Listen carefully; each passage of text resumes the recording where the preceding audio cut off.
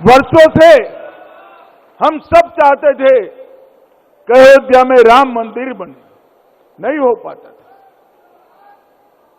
ये राहुल बाबा भाजपा की मखौल उड़ाते थे, मंदिर वहीं बनाएंगे, तिथि नहीं बताएंगे। राहुल बाबा मंदिर बन भी गया, रामलल्ला विराजमान भी हो गए और दुनिया भर के लोग,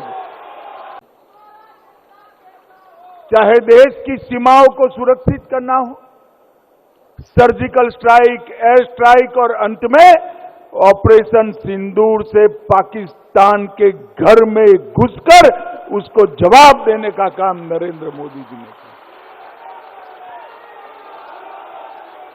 वर्षों से हम सब चाहते थे कि अयोध्या में राम मंदिर बने, नहीं हो पाता था। ये राहुल बाबा भाजपा की मखौल उड़ाते थे, मंदिर वहीं बनाएंगे, तिथि नहीं बताएंगे। राहुल बाबा मंदिर बन भी गया, रामलल्ला विराजमान भी हो गए और दुनिया भर के लोग आज आनंद कर रहे हैं।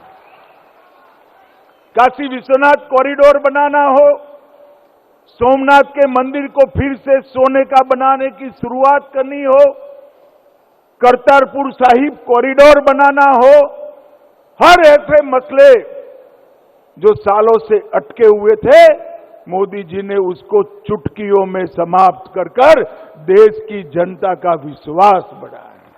हम सभी भारतीय जनता पार्टी के कार्यकर्ता सालों से ऐसी इच्छा रखते थे, संकल्प रखते थे कि इस देश में से धारा 370 चली जाएगी, मगर हमारी आवाजें तो बुलंद थी, हमें भी लगता था ये कैसे संभव होगा।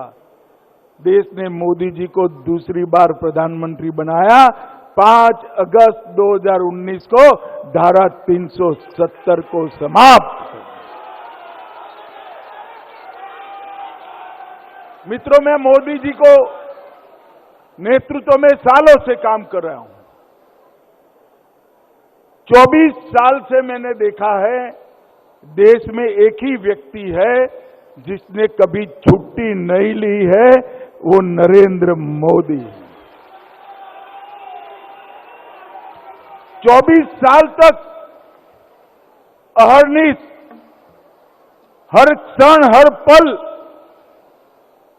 देश के विकास की चिंता करना, देश के गरीबों के कल्याण में लगे रहना, और इसी के कारण आज हमारा भारत जो 11वें नंबर की अर्थव्यवस्था मनमोहन सिंह छोड़कर गए थे, हम 4थे नंबर पर पहुंच चुके हैं।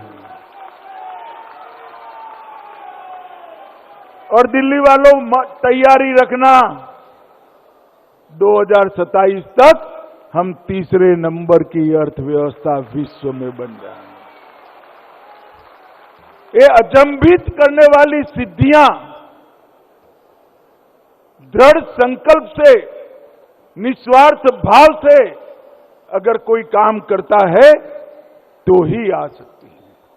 और उन्होंने जब आजादी का अमृत महोत्सव मनाया गया, एक संकल्प देश की जनता के सामने रखा, विशेषकर किशोरों और युवाओं के सामने रखा। मित्रों, अंत में मैं एक बात पूछना चाहता हूं। ये राहुल बाबा अभी एक घुसपैठिया बचाओ यात्रा लेकर निकले हैं। मुझे दिल्ली वाले बताए, अपनी मतदाता सूची से घुसपैठियों को हटाना चाहिए या नहीं हटाना चाहिए? अरे जोर से बोलो, हटाना चाहिए या नहीं हटाना चाहिए? किसको बचाने निकले हैं? एक कांग्रेस पार्टी घुसपैठिया बचाओ यात्रा लेकर निकली है।